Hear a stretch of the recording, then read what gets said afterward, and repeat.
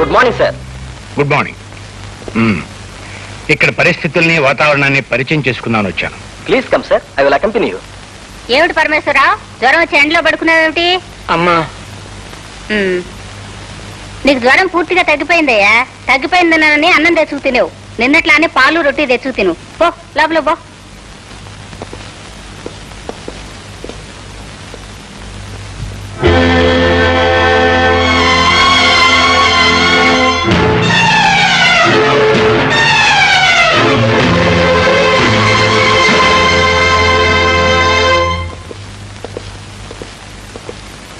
What miss రాజా, ఎవరావిడ? ఈ రాక్షసు లాంటి మనుషుల మధ్య ఆవిడకేం పని? ఆవిడికి జైలుతో 20 ఏళ్ల అనుబంధం ఉంది సార్. సాధనలో ఉన్న మనుషులంటే చాలా జాలి. కన్న తల్లిలా ఖైదీల కష్ట సుఖాలు కనుక్కుంటూ ఉంటుంది.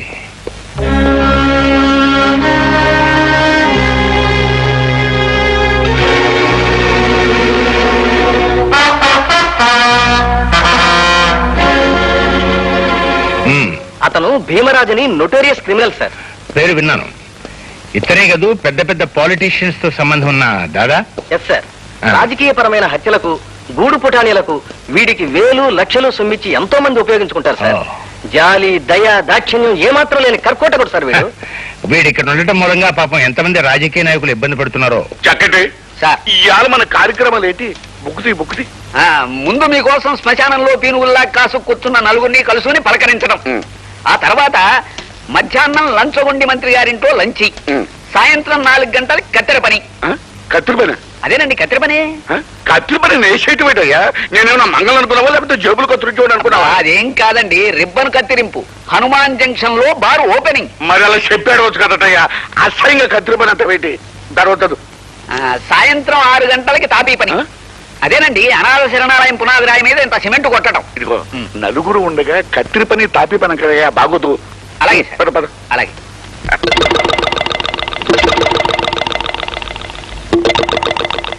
సార్, ఒక సీక్రెట్ మెసేజ్. మీరు కూడా వెళ్ళండియ్యా, ఇదేదో చీకరెట్ అంట. ఆ చీకరెట్ చక్కటి చెవులు చెప్పు.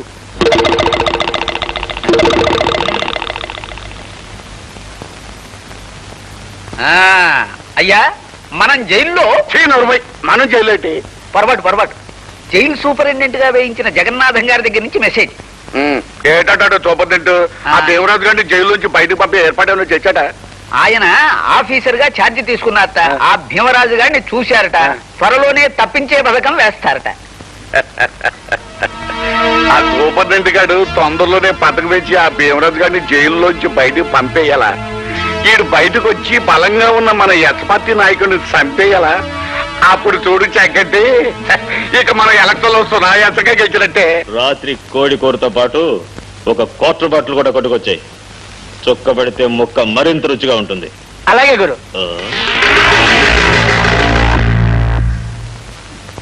నీకు నీవారు లేరు, నాకు నా వారు లేరు. లలలా చల్ మోహన రంగా. రాయ్, అగ్గి పెట్టుందా? ఎవ్వరా? ఇచ్చింది చాలా, ఇంకా ఏమైనా కావాలా?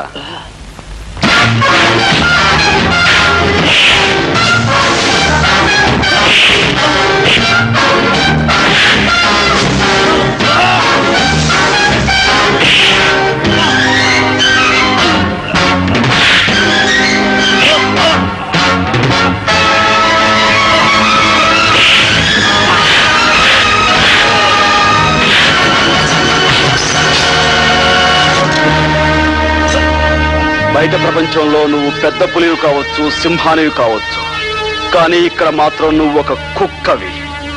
పొరపాటుగాను పొగరుగాను ప్రవర్తించావంటే నీ రక్తం కళ్ళ చూస్తాను.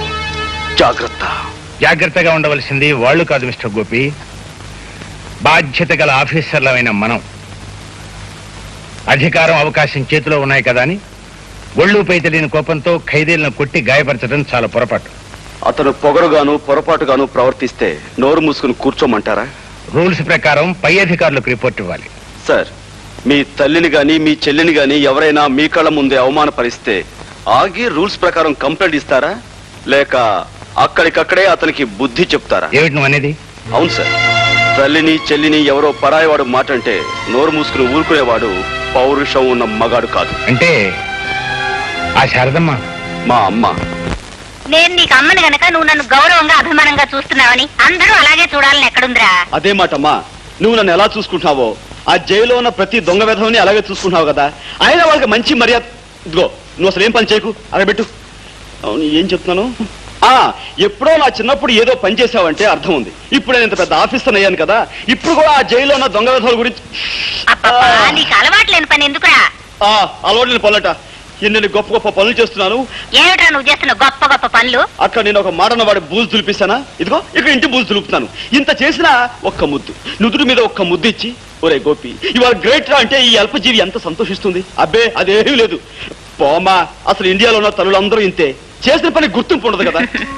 ఒరే నాన్న, నిజంగా నువ్వేదైనా గొప్ప పని చేసి నేను తలెత్తి చూడాల్సినంత ఎత్తికి ఎదిగిపోయిన రోజున నువ్వు అడగక్కర్లేదురా. ముద్దైనా దీవెనైనా నేనే ఇస్తాను. సరే, చూస్తూ ఉండు. నువ్వు మెచ్చి ముద్దిచ్చేంత ఘనకార్యం తొందరలోనే చేసి చూపిస్తాను. మా బాబాయ్ గారి ఇంట్లో నేను చూసిన డర్టీ హరి పిక్చర్ కాస్త బ్రహ్మాండంగా ఉంది. అందులో క్లీన్ టేస్టెడ్ ఒక పోలీస్ ఆఫీసర్ ఎంతో డేరింగ్ గాను ఎంతో ఇంటెలిజెంట్ గాను ఒక గ్యాంగ్ స్మాష్ చేశాడే. పిక్చర్స్ లోనే కాదే, మామూలుగానే పోలీస్ ఆఫీసర్ చాలా తెలివిగాను చాలా డేరింగ్ గాను ఉంటారే. రబ్బిష్. తీరిగ్గా కూర్చొని పోలీస్ డిపార్ట్మెంట్ ని పొగడ్డమే కార్యక్రమంగా పెట్టుకున్నారా? మీకెవ్వరికీ మతి లేదే. అదేమిటి? లేకపోతే వాళ్ళని పొగడ్డమేమిటి? సినిమాల్లోనూ నావల్స్ లోనూ వాళ్ళు ఒకేసారి డజన్ మందిని పచ్చట్లాడించేస్తారు కదా అని నిజ జీవితంలో కూడా పోలీస్ ఆఫీసర్లు పెద్ద హీరోలు అనుకుంటున్నావా? నా ఉద్దేశంలో వాళ్ళంత ఫూల్స్ మరొకళ్ళు ఉండరే. అదేమిటి? జైలు సూపరింటెండెంట్ జగన్నాథం గారు అమ్మాయివి నువ్వే ఆ డిపార్ట్మెంట్ గురించి అంత తేలిగ్గా మాట్లాడతావే? మాట్లాడడం కాదు, కావాలంటే బెట్. నేను ఒకే పోలీస్ ఆఫీసర్ ని వరుసగా 3 సార్లు ఫూలం చేస్తాను. ఓకే? అయితే ఏ పోలీస్ ఆఫీసర్ ని ఫూల్ చేయమంటారు? మీ నాన్నగారు జైలు సూపరింటెండెంట్ కదే, ఆయన దగ్గర పనిచేసే ఆఫీసర్స్ లో ఎవరైనా సరే. Okay, operation fool the officer ఇప్పుడే ఆరంభం అవుతుంది. Come on. Hello hello, police officer Gopi గారా అండి? సార్, నేను కస్తూరిబా విమెన్స్ హాస్టల్ నుంచి ఫోన్ చేస్తున్నాను సార్. ఒక రౌడీ విధవ మా హాస్టల్లో జొరబడి గర్ల్స్ అందరినీ అల్లరి చేస్తున్నారు సార్. అతను ఈ మధ్య జైలు నుంచి రిలీజ్ అయ్యారట. చాలా కాలంగా ఆడగా లేకపోవడంతో మా అందరినీ చూసి శివాలెత్తిపోతున్నాడు సార్. చూడమ్మా, నువ్వు ఫోన్ చేయాల్సింది నాకు కాదు, 1 టౌన్ పోలీస్ స్టేషన్ కి. చెయ్యాల్సింది పోలీస్ స్టేషన్ కని తెలుసు సార్, కానీ ఎంత ప్రయత్నించినా ఎవ్వరూ ఫోన్ తీయడం లేదు సార్. అయ్యో సార్, కత్తి పట్టుకొని కనిపించిన ప్రతిదాన్ని రేప్ చేసే కార్యక్రమానికి సిద్ధపడుతున్నాడు సార్. అయ్యో, మా వాళ్ళంతా భయంతో అరుస్తున్నారు సార్. సార్, మీరే రావాలి, లేకపోతే రేప్ మీద రేప్ జరిగిపోతుంది సార్. రేపొద్దున్నకి మా శీలాలన్నీ మా దుర్మార్గుని కబంధ హస్తాల్లో బలైపోతాయి సార్. ఆగనమ్మా, డోంట్ వరీ. చూడండి, నేను వచ్చేంత వరకు మీరు మీ శిలాలు జాగ్రత్తగా కాపాడుకోండి. ఓకే, క్షణంలాగా ఉంటాను.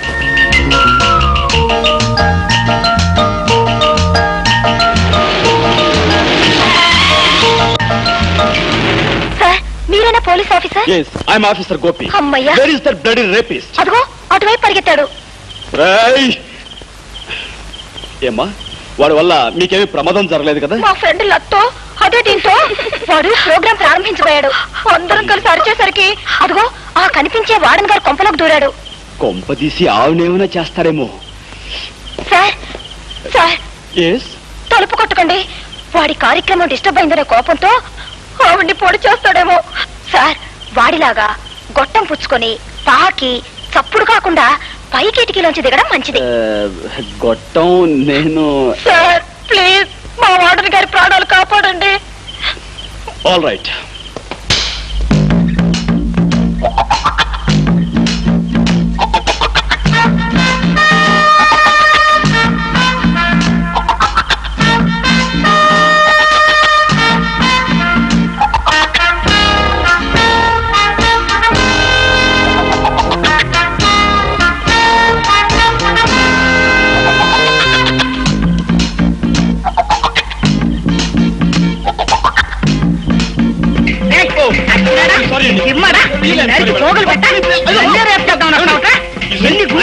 Police officer.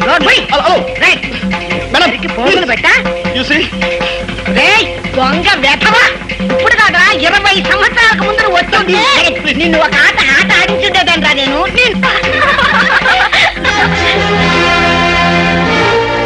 ఏం సార్ వాడు మిమ్మల్ని కూడా రేప్ చేశాడా?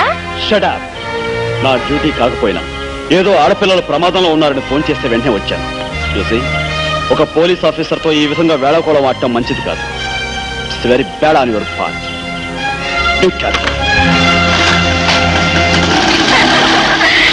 చూసారా, ఒకసారి అయింది, ఇంకా 2 సార్లు. హాస్టల్లో ఉండి నువ్వు చేస్తున్న అల్లరి ఇవన్నమాట. అల్లరేమి డాడీ, అతన్ని 3 సార్లు ఫోన్లు చేస్తానని పందెం కాశాను. చేసి తీరతాను. అసలు నా ఉద్దేశంలో ఈ కాలం అబ్బాయిల్ని జూలోను వాళ్ళ మెదడుని మ్యూజియంలోనూ పెట్టాలి. చచ్చా, ఏం మాటలమ్మావి? ఇక్కడ నేను ఇంట్లో చూసిన వాళ్ళు ఎవరూ లేరు. ఇల్లు చూస్తే ఊరికి దూరంగా ఉంది, జైలుకి పక్కగా ఉంది అని నిన్ను హాస్టల్లో ఉండి బుద్ధిగా చదువుకుంటే నువ్వు అబ్బాయిల మీద రీసెర్చ్ చేయడము పెట్టడమునా? అది సరే, వాడికి ఒళ్ళు మండి నేను ఒక ఆట ఆడించాడు, ఏమవుతుంది? అతను ఆడించడం కాదు, రేపు క్రికెట్ మ్యాచ్ లో అతన్ని అతని టీంని మేము ఆడిస్తాం, ఓడిస్తాం.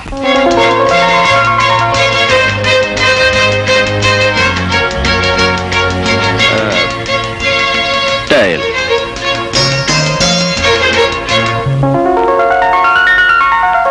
Wow, head batting. ఓకే. నీ ప్లేస్మెంట్స్ జాగ్రత్త, మేము బౌండరీస్ సిక్సర్స్ కొట్టబోతున్నాం. మా ఫీల్డ్ ప్లేస్మెంట్స్ నీకు తెలుసా? ఏంటది? No covers, no extra covers, 2 silly points, 1 deep గల్లీ.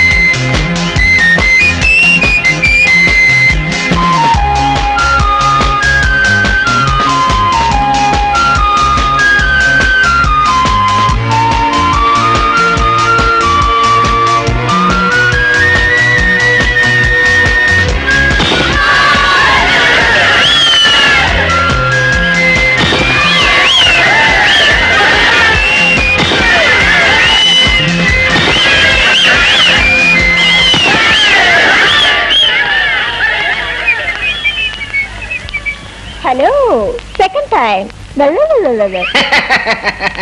అవుట్.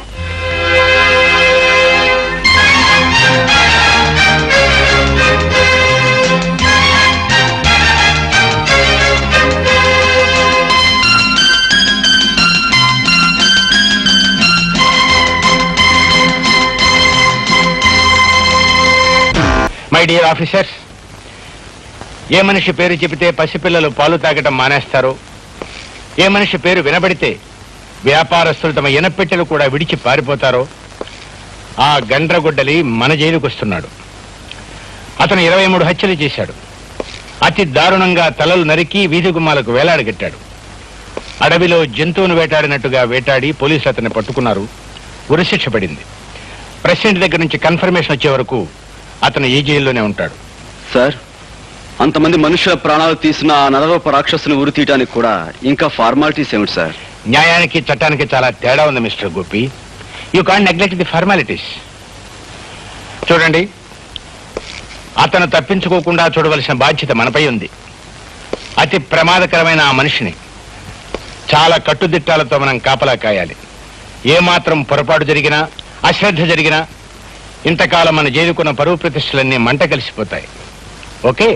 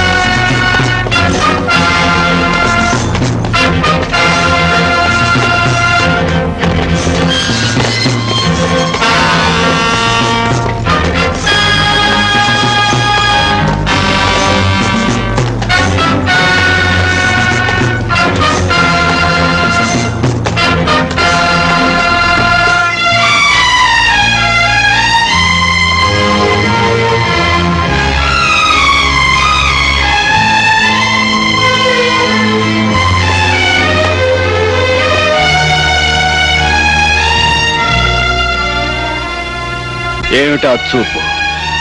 పద సెల్ చూపిస్తాను. అడవిలో జంతువులా పొగరుగా నడిస్తే పడగలవు. కాళ్ళకి చేతులకు సంకెళ్ళున్నాయని గుర్తుంచుకో. మో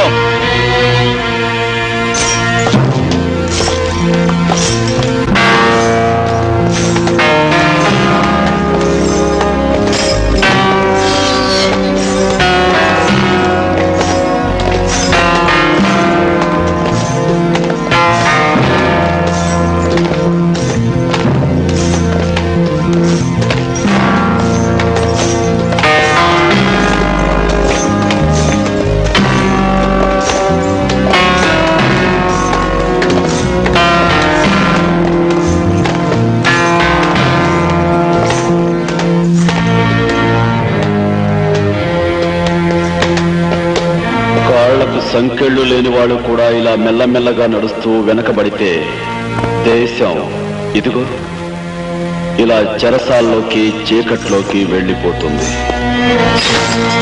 గుర్తుంచుకో.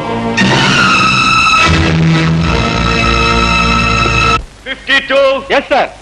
53. చెప్తావు సార్. 54. 54.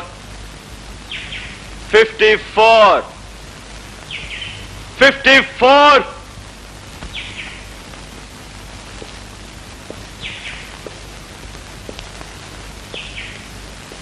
రాస్కెల్, 54 అని పిలుస్తుంటే వినిపించడం లేదా? నా యాల్ది వినిపిస్తుంది బే, కానీ ఎదవది నాకు 420 అనే ముక్క తప్ప వేరే ఇంగ్లీష్ మాట తెలియదే. నువ్వేం కూసావో నాకెట్టా తెలుస్తుంది?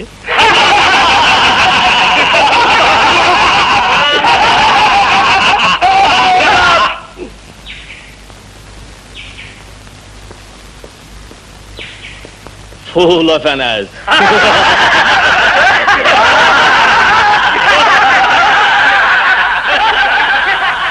Look, mister, not only in jail, everywhere, whether it is hell or heaven, you have to maintain discipline. Otherwise, you will be considered as an animal. Mind it. Animal? ఏటయ్యా చక్కటి, నువ్వు రాను పనికిరా నోట్లకి తయారవుతున్నావు ఏటయ్యా? సాయంకాలం నన్ను రిబ్బన్ కత్తిరించే ఫంక్షన్కి వెళ్ళాలన్నావు, మరి ఓపెనింగ్ అయితే మర్చిపోయినట్టేంటి? మరి అది బడు బట్టల కొట్టు ఆసుపత్రిలో తెలియకుండా నేను పీచెట ప్రిపేర్ అవ్వాలి. ఆ సాయంకాలం వాళ్ళు ఎవరో వచ్చేస్తారు, కారు ఎక్కిచ్చేస్తారు, కత్తిరి చేతికిచ్చేస్తారు. అక్కడ నేనేం మాట్లాడాలి? మెమ్మే తత్తే అనాలా? సార్ అంటానికి మీరు మోగలదా? నేను ఎదవా? మాట వరుసగా అయినా నాలాంటి వాడు సెక్రటరీగా ఉండగా మీకు దిగులేటండి. తెలివిగా నేను మీకు స్పీచ్ తయారు చేశాను. ఓపెనింగ్ ఏదైనా కానివ్వండి, ఈ స్పీచ్ పనికి వస్తుంది. వినండి. ప్రజలారా, నా చేతులతో ఈ డాష్ కి ప్రారంభోత్సవం చేయడం నా అదృష్టం. డాచా? అదేనండి, ఆ డాష్ లో అది బడైతే బడేనేస్తారు, ఆసుపత్రి అయితే ఆసుపత్రి అనేస్తారు. అమ్మ చక్కటి, ఏంటి తెలియట్లా? చదువు ప్రతి మనిషికి ఆడైనా మగైనా సరే ఈ డాష్ తో చాలా అవసరం. ఒక దేశ భవిష్యత్తు ఇలాంటి డాష్ల మీదే ఆధారపడి ఉంటుందని మనవి చేస్తున్నాను. ప్రతి ఇల్లు ఒక డాష్ అవ్వాలి. ప్రతి వాళ్ళు ఆడామగా తేడా లేకుండా ఈ డాష్ నేను నడపాలి.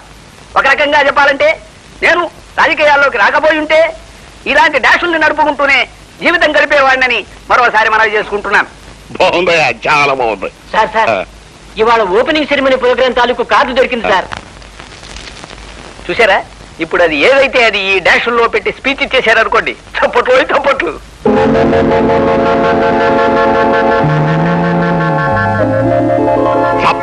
చప్పట్ల చక్కటి నాయాల. ఇందులో ఉన్న పదాన్ని ఆ డాష్ లో పెట్టి చదువు చెప్తాం. మినిమం 3 సార్లు చప్పట్లు పడాలి సార్. ప్రజలారా, మా చేతులతో ఈ మంగళ షాపుకి ప్రారంభోత్సవం చేయడం నా అదృష్టం. ప్రతి మనిషికి ఆడైనా మగైనా సరే ఈ మంగళ షాప్ చాలా అవసరం. ఒక దేశ భవిష్యత్తు ఇలాంటి మంగళ షాపుల మీదే ఆధారపడి ఉంటుందని మన పూర్తిగా చదువు, లేకపోతే నిన్ను చంపేస్తాను. ప్రతి ఇల్లు ఓ మంగళ షాప్ అవ్వాలి. ప్రతి వాళ్ళు ఆడా మగ తేడా లేకుండా ఈ మంగళ షాపులు నడపాలి. ఒక రకంగా చెప్పాలంటే, నేను రాజకీయాల్లోకి రాకపోయింటే నన్ను క్షమించండి సార్, నేను చదవలేదు. అక్కర్లేదు, వాళ్ళే ఎట్టకు చదవనివ్వరు. నిన్ను తగలట్ట నీ మాటలు నమ్మి ఆ ఊపిరి చదివేస్తుంటే చప్పట్లో కాదు,